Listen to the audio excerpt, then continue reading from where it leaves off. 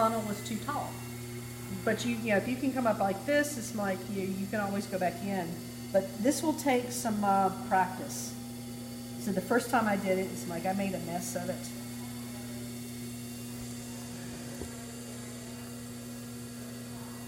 So I'm thinking 3/4 on something like this would, I think, be a good size.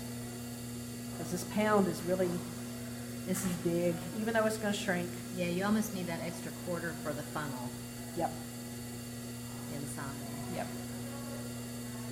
So do you think that would be about that size then if you did 3/4 or? Yes, probably. Yep. Because obviously 1/2 pound, it's going to be a little small one. So if you don't use a lot of salt, but you want one of those little things, a little 1/2 pound may just work for you. But this is going to be, and if you look right now,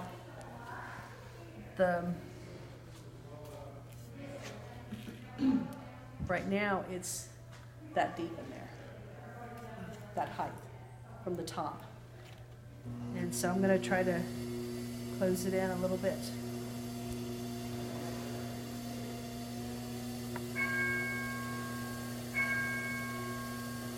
Getting a little thick right there, so I'm going to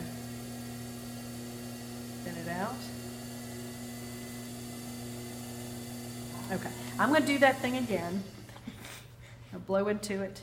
Because this, you know, at this point you could be, if you're not careful, you know, I'm always going back to try to keep that curve.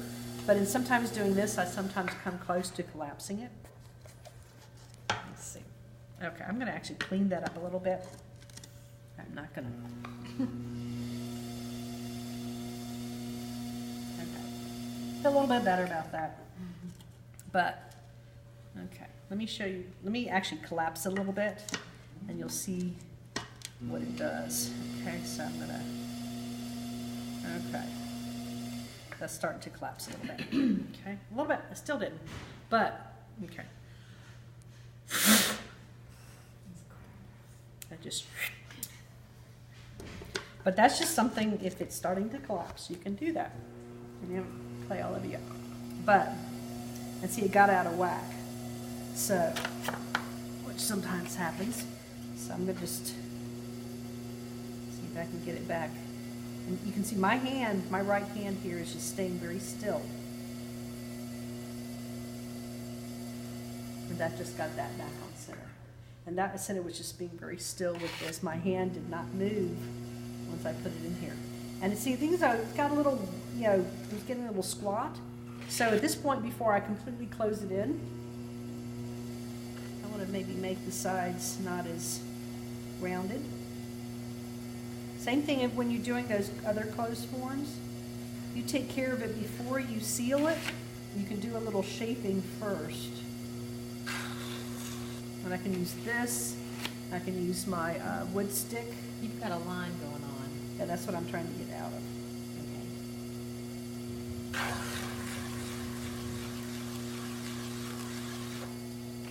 And again, I could have used the wood stick.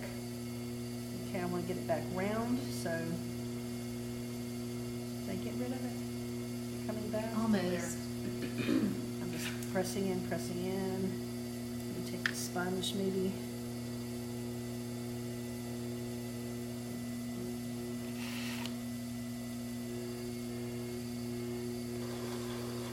Oops, I need the bottom side here. Because this one, I can get right up against the...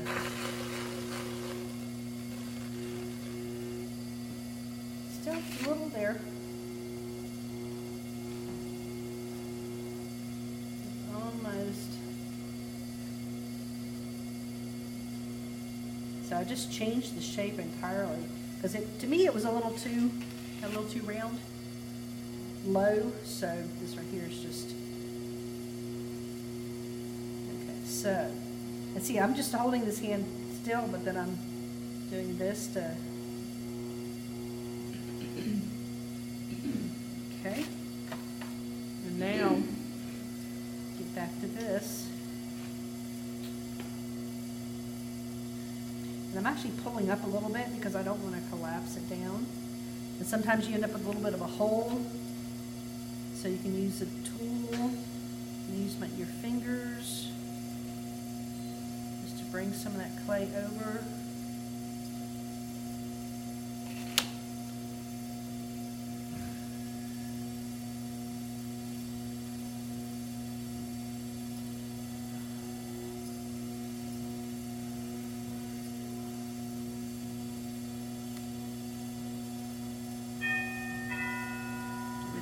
belly button.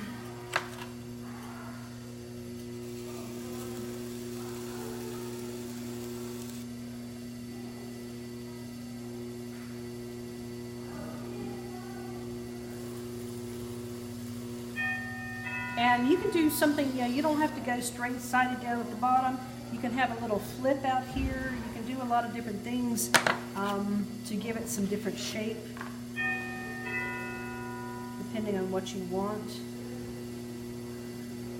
But for some reason, I've always just kind of gone down straight here. But that line's still there.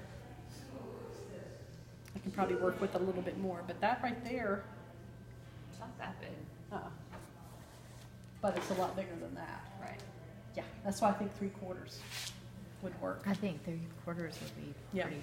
So I mean, if you started with the pound and you found out that it's going to be, really big, you can make the little cone in the middle a little bit shorter and just take some of it off once you get the walls up. But so this one could be salt for me since I don't do a lot of salt, and this one could be pepper because I love pepper. So I mean, these are just some fun little things that I hope you might enjoy doing. Because adding something like this technique is real neat because you can actually do larger forms. You can actually do like a neat little knob and you can cut them off, which is one thing that Allie does. Throws a closed form and then uses a needle tool or something like that and does a little thing and it ends up with a little lidded little jar. So yeah, that's how she does those. So there's a lot of different things you can do besides making salt and pepper shakers. But I've got some corks here, so